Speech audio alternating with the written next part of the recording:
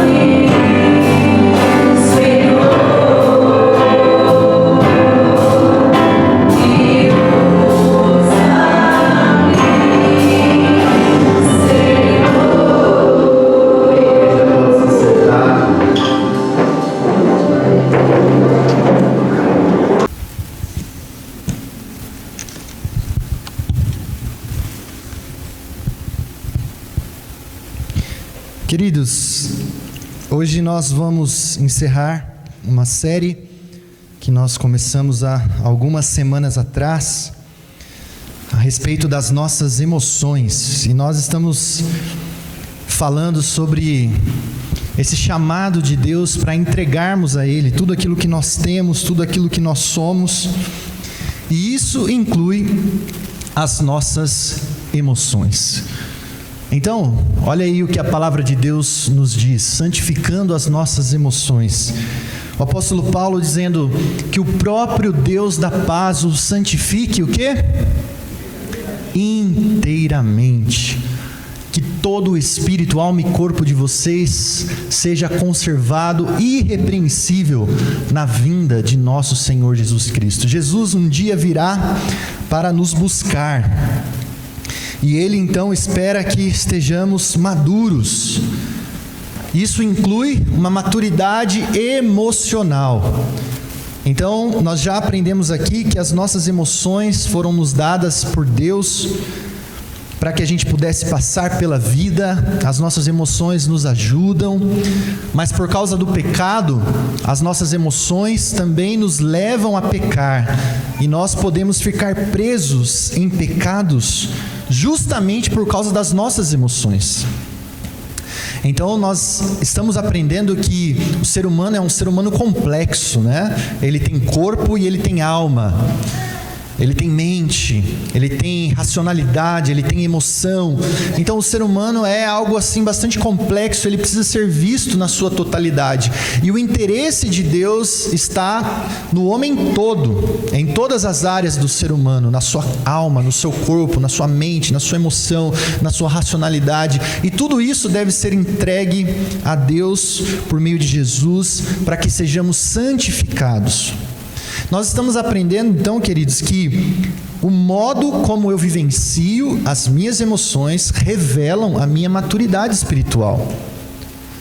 Então, uma pessoa madura espiritualmente é uma pessoa que tem controle sobre as suas emoções, que conhece as suas emoções, que vive essas emoções de forma intensa para o bem, mas percebe também como as emoções podem te levar ao pecado e te aprisionar ao pecado. Então nós precisamos santificar, inclusive, as nossas emoções. Olha aí, que interessante, né? Nós falamos de 4 emoções básicas que são a base para outras emoções. Nós já falamos sobre o medo, falamos sobre a tristeza. Na semana passada, então, o pastor Luiz mostrou para a gente aqui como é que a raiva, a ira, funciona na nossa vida, explicando, né, o lado positivo disso e também o lado negativo disso, e como a gente tem que entregar isso nas mãos de Deus, a nossa raiva, a nossa ira. Se você perdeu, entra lá no YouTube, no canal da igreja, e você pode rever as mensagens, tá bom? E hoje nós vamos encerrar falando das emoções e apontando para a alegria, esse chamado de Deus.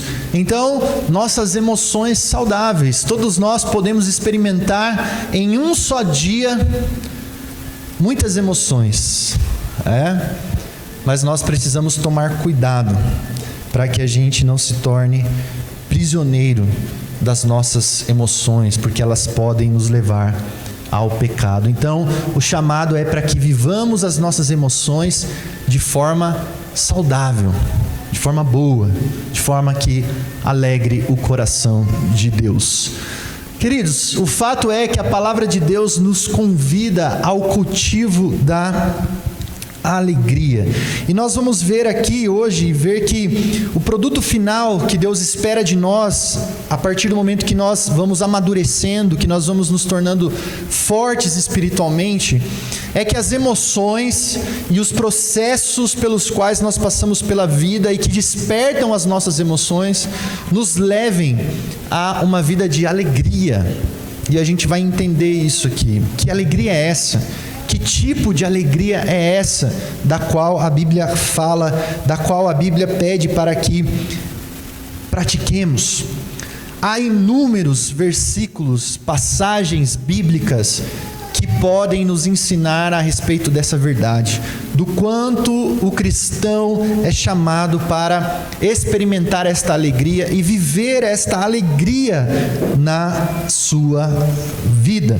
Mas nós vamos focar em alguns versos chaves aqui, principalmente este verso a seguir, o Evangelho de João, capítulo 15, versículo 11. Eu convido você a ler comigo, bem alto, bem forte. Leiamos. Tenho para que a minha alegria esteja em vocês e a alegria de vocês seja completa. Queridos, olha que interessante, Jesus está ali conversando com os discípulos, e ele diz isso, na verdade ele está instruindo os discípulos no capítulo 15, ele está falando sobre muitas verdades espirituais. O capítulo 15 é um capítulo maravilhoso, um capítulo que você conhece, porque é aquele capítulo que fala: eu sou a videira, vós sois os ramos. Então Jesus falando aqui, aí ele diz isso no meio do seu sermão, no meio da sua instrução. Ele diz: eu tenho dito isso a vocês para que vocês experimentem a alegria, para que a minha alegria esteja em vocês e a alegria de vocês seja completa. Então o discípulo de Jesus, aquele que conhece a Jesus, aquele que entendeu o Evangelho da Graça, ele vai experimentar um tipo de alegria que absolutamente ninguém tem. Ou seja, uma alegria que só se completa ou que seja plena por causa do Senhor, de Jesus. Você crê nisso? Crê mesmo, irmão? Existe um tipo de alegria, uma vida de alegria que só tem quem conhece a Jesus. Você lembra dessa música? A alegria está no coração de quem já conhece. Os cabeça branca lembram, o pessoal novo aqui não sabe, né? O corinho, é os corinhos antigos da igreja. As crianças cantavam: a alegria está no coração de quem conhece a Jesus. Uma boa teologia naquela música de criança, dizendo que sim, existe um tipo de alegria, existe um tipo de experiência que só tem quem conhece Jesus. Mas é triste perceber que muitos hoje estão dentro da comunidade da fé, falam do Evangelho, leem a Bíblia, ouvem os sermões, mas não entenderam que alegria é essa. Como que eu posso experimentar esta alegria? Ou seja, isso depende de maturidade.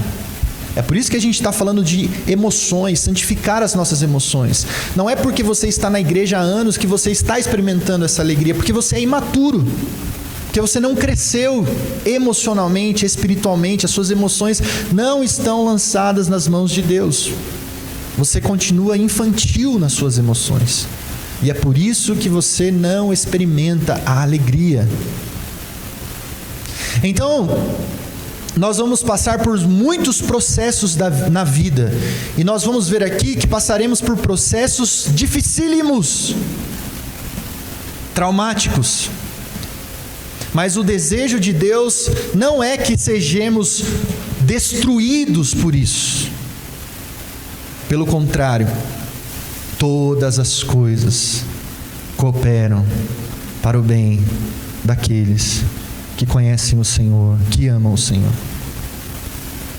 Então nós estamos falando de algo sério, de algo profundo, de algo que deveria marcar a vida do cristão, daquele que conhece a Jesus. E a primeira coisa que a gente vê aqui, a primeira lição interessante, olhando para João 15, quando Jesus diz: olha, eu estou dizendo essas coisas para que a minha alegria esteja em vocês e a alegria de vocês seja completa, é que esta alegria então é fruto de uma intimidade, de um relacionamento com o Pai por meio de Jesus. Lembrando, ele estava falando: eu sou a videira verdadeira, o Pai é o agricultor. Você precisa estar ligado a Jesus, que é a videira verdadeira. Você é o ramo, uma árvore com seus ramos. Jesus é o tronco, você é os ramos. Para que você tenha vida, para que você frutifique, para que você floresça, você precisa estar conectado a Jesus, porque Jesus te conecta ao Pai. Jesus está falando disso, ele está falando: é preciso ter intimidade comigo para ter intimidade com o Pai, é preciso ter relacionamento com Deus, íntimo. Essa alegria é uma alegria que vem daquele que tem um relacionamento com Jesus, um relacionamento de intimidade, que confia em Jesus. E é interessante, queridos, que os versos anteriores a este que nós estamos vendo aí, Jesus vai dizer o seguinte, que para permanecermos no amor dele, no amor do Pai, eu preciso obedecer. Eu preciso obedecer ao Pai para permanecer no amor do Pai e permanecer no relacionamento de intimidade com Jesus e com o Pai. Então, é sobre isso que Jesus está falando aqui, intimidade. E aquele que tem intimidade é aquele que obedece. Então, a gente pode dizer o seguinte, que a alegria aqui é fruto de uma vida de obediência a Deus. E aqui a coisa começa a mudar. Então ele está falando de uma alegria que você encontra no seu Criador, porque você vive para Ele, porque a sua vida procede dEle. E porque a sua vida procede dEle, você então ama a Deus e você se submete a Deus, e a sua alegria está em se submeter a Deus. Ou seja, o foco da sua alegria não é você, mas o foco da sua alegria é alegrar quem? A Deus. Olha que coisa. Então ele está dizendo que se você tem o desejo de obedecer a Deus e alegrar o coração de Deus, então você vai experimentar esta alegria, porque você estará fazendo aquilo que agrada o coração de Deus. Mas isso nem sempre é fácil. Por quê? Porque nós hoje focamos a nossa vida em quem? Em nós, nos nossos desejos, nas nossas vontades. Nós estamos mais focados em nós mesmos do que em Deus. E é por isso que nós vemos uma multidão de gente frustrada. As pessoas experimentam a felicidade, ou certos momentos de felicidade, nós vamos falar aqui a diferença, mas elas não experimentam esta alegria que vem de um relacionamento com Deus, que vem de um relacionamento focado em Deus, com o desejo de agradar a Deus. Então, mesmo que eu esteja fazendo algo que possa me dar um prazer momentâneo, mas vai na contramão da vontade de Deus, eu abro mão, porque eu quero me alegrar em alegrar o coração de Deus. Essa é a verdadeira alegria. Pode desligar a caixa por enquanto. Essa é a verdadeira alegria. Então, eis o desafio. A alegria que a Bíblia nos convida é uma alegria que é resultado de uma intimidade com Deus, uma alegria que vem do Senhor.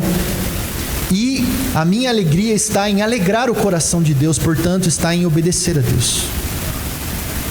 E se eu sei que eu estou obedecendo a Deus, eu sei que o coração de Deus está alegre com a minha vida, então eu estou alegre. Eu me alegro em poder obedecer a Deus. É esse tipo de alegria que nós estamos chamados para experimentar, porque a nossa sociedade aí fora, ela foca em você, nos seus desejos, mas muitos dos seus planos e dos seus desejos são pecaminosos e descartam Deus. Isso não pode ser alegria, porque ofende a Deus, porque desonra a Deus, porque fere a Deus. Então nós vamos descobrir uma alegria que vem do Senhor, uma alegria que vem de uma submissão a Deus, uma alegria que vem em querer alegrar o coração de Deus. Queridos, isso significa que nem tudo vai sair a contento, que nem tudo será como eu gostaria. E às vezes Deus pedirá coisas de nós que exigem renúncia, que exigem entrega. O próprio Jesus fala dos momentos difíceis, né? Quando ele tem que passar pela morte. O desejo de Jesus como humano não era morrer. Todo ser humano quer preservar a sua vida. E Jesus diz: passa de mim, Senhor, se for possível, mas seja feita a tua vontade. Eu quero te obedecer. É essa alegria que deve ser aquela alegria que nós devemos desejar, que nós devemos buscar. Uma alegria que agrada o coração de Deus. Então, queridos, essa é a diferença. E quando você estiver vivendo essa intimidade com Deus, quando você estiver vivendo essa entrega a Jesus, quando você estiver se alegrando em agradar o coração de Deus, você vai ver que prazer é este, que alegria é essa, que regozijo que é, a sua alma vai se irradiar, os seus olhos vão brilhar, porque você estará vivendo para a glória de Deus. Muitas vezes o salmista fala disso, ele fala: como é bom estar na tua presença, como são preciosos, Senhor, os teus mandamentos, eles são doces como favo de mel, eles são riquíssimos como ouro. Ou seja, é isso que nós devemos desejar, agradar o coração do Pai. E quando nós fazemos isso, aí sim nós experimentamos a verdadeira alegria que vem do Senhor. Mas sempre que a gente se entregar para o egoísmo do nosso coração, para as nossas fantasias, nós vamos viver uma superficialidade de felicidade, mas nunca a verdadeira alegria. Então, em primeiro lugar, esta alegria é fruto de um relacionamento de intimidade, é fruto de um desejo de alegrar o coração de Deus. Amém? Vamos lá? Então, a diferença basicamente entre felicidade e alegria é que a felicidade, ela depende de circunstâncias. A felicidade, ela se impõe a partir daquilo que acontece, dos resultados daquilo que acontece. Então eu fico dependendo que as circunstâncias me sejam favoráveis para eu poder ficar feliz. Mas quando eu entendo o que é a alegria bíblica, que é fruto em primeiro lugar desse relacionamento com Deus, eu vou aprender, é uma lição, é um aprendizado, de que a minha alegria não depende de circunstâncias, nem que essas circunstâncias me sejam favoráveis. Eu não estou dizendo que não é bom quando as circunstâncias são favoráveis, é muito bom. Eu não estou dizendo que a gente tem que ser masoquista e desejar só coisa ruim para a gente. Mas a alegria bíblica, ela não depende de circunstâncias, ela não é momentânea, ela não é superficial, ela é um estado de consciência de quem você é e quem Deus é para você. É por isso que Paulo, o apóstolo, ele pode dizer isso. Vamos ler juntos? Leiamos. Sei.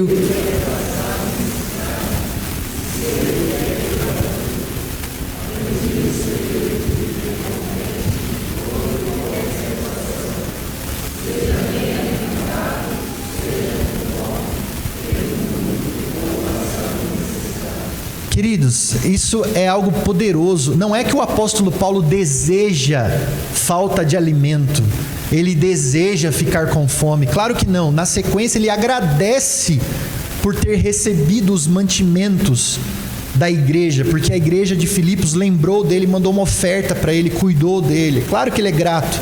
Mas o que ele está dizendo é que ele aprendeu a viver contente, ele aprendeu que esta alegria, que é fruto de um relacionamento com Deus, e se você vive uma vida de obediência a Deus, então ela é um estado de consciência, ela não é circunstancial, ela é uma alegria que é fruto desse relacionamento com Deus.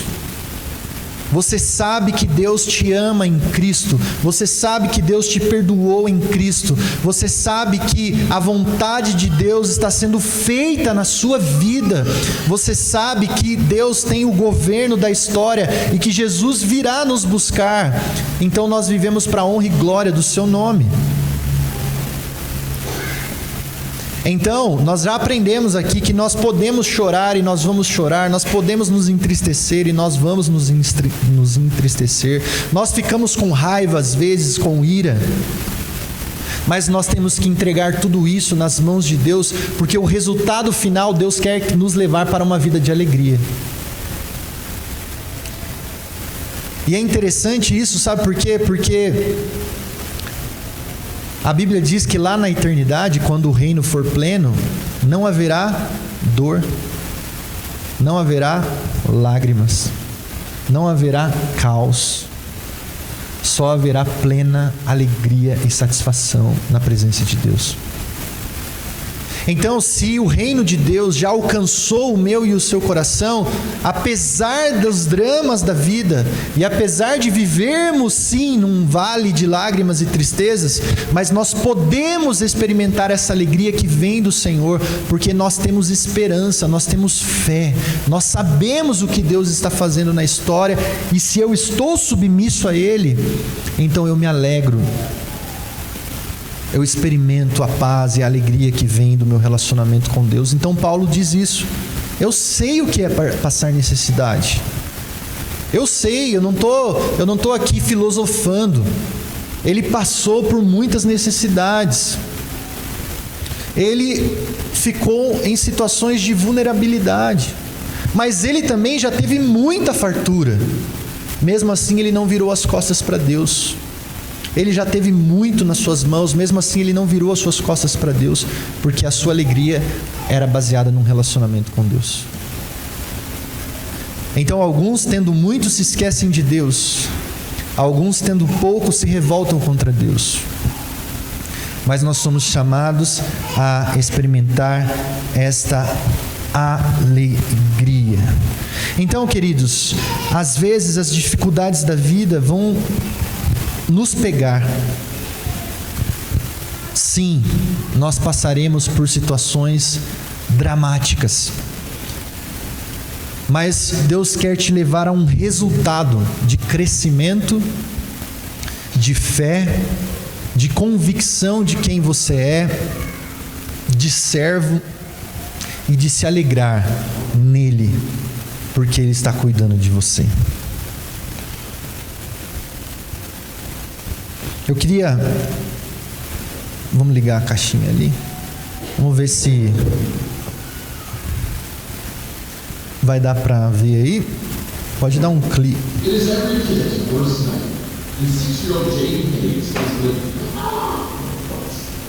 First, he lost his dad when he was born.